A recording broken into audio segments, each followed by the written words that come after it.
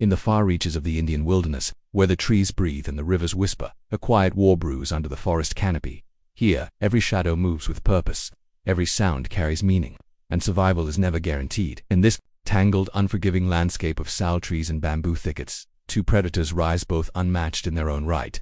One, a force of silent dominance; the other, a blur of chaos and coordination. The Bengal tiger, Panthera, tigris, apex hunter, stealth incarnate, muscular, solitary, wrapped in fire-orange fur striped with black ink. A single swipe from its paw can crush bone. A single bite measured in perfect can end life in seconds. Tigers walk like ghosts through this land, unseen until it's too late. But today, the tiger does not walk alone. A family unit, a mother and her nearly grown cubs, two males and a female, all nearly adult, bold, learning. They're not quite a coalition, not yet a force, but close. They're hungry, they're curious, and they're crossing into another's territory, because the forest is shared with another kind of predator, Quonalpanus, the dhole, the Indian wild dog. Smaller, yes, weaker perhaps, but never alone. What they lack in size, they make up for in ferocity, numbers, and fearless coordination. A pack of dholes is not to be underestimated. With fiery coats and high-pitched chirping calls, they move like liquid, shifting direction, surrounding prey, and attacking with almost telepathic synchronization. Today, they number 13 red hunters, lean, fast, and bold, and they have young to feed. In this forest, scarcity is the great equalizer. When prey thins, boundaries blur, paths cross, instincts ignite. Mid-morning, heat clings to the air like sweat. The tigers prowl silently through low underbrush. The mother leads, rippling beneath her striped pelt. Her cubs trail behind, less graceful, more curious. Their growls are low, guttural. They've smelled it too. Prey ahead. A spotted deer herd, nervously grazing near a shallow stream. But they're not the only ones watching. From the opposite side of the clearing, hidden beneath thorny lantana, the dhole pack waits. Their alpha female stares through the brush, ears forward, eyes fixed on the same target. She chirps once barely audible. The pack responds instantly, flanking left and right, forming an invisible circle around the deer. Neither predator knows the other is there. Not yet. Then, a movement, a deer spook, not from sound, but from the tension that now hangs in the air like storm clouds, and then it happens. The tigers break from the brush at the same moment. The dholes erupt from the undergrowth. Two top predators. One kill zone. Chaos. The deer bolt into the trees in every direction.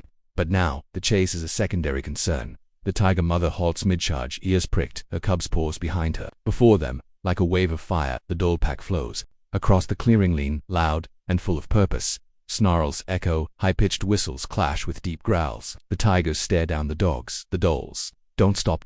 This is no simple standoff. This is territory. This is principle. The alpha female leads the charge, snapping, darting, testing the tiger mother's resolve. A male dhole nips at the flanks of the youngest cub. Another lunges and retreats before the tiger can react. The pack isn't trying to kill, not yet. They're trying to confuse, to isolate. The tiger mother roars a deep, primal sound that shakes the leaves from the trees. She lunges, grabbing a dhole in midair and slamming it into the ground. It yelps, scrambles away, bleeding, but the dholes keep coming. The cubs, overwhelmed, fall back. The eldest male swipes hard, catching a dhole across the snout. The female cub growls, pinned between two attackers. She lashes out, her paw slicing through the air. Blood mixes with dust. For every dhole pushed back, two more move in. It's not brute force, it's pressure. Endless pressure. The tiger mother sees it. She knows this isn't her fight to win. She calls out a guttural command. Retreat. The cubs respond instantly, turning toward thicker brush, but the dholes pursue. They chase not out of arrogance but out of code. They defend as a unit. And today, they've claimed this clearing, but the jungle has rules. And lines once crossed can cost lives. The tiger mother stops, spins. She lunges one last time, catching the alpha female mid. The two collide in a burst of fur and fury. The dhole bites into her shoulder.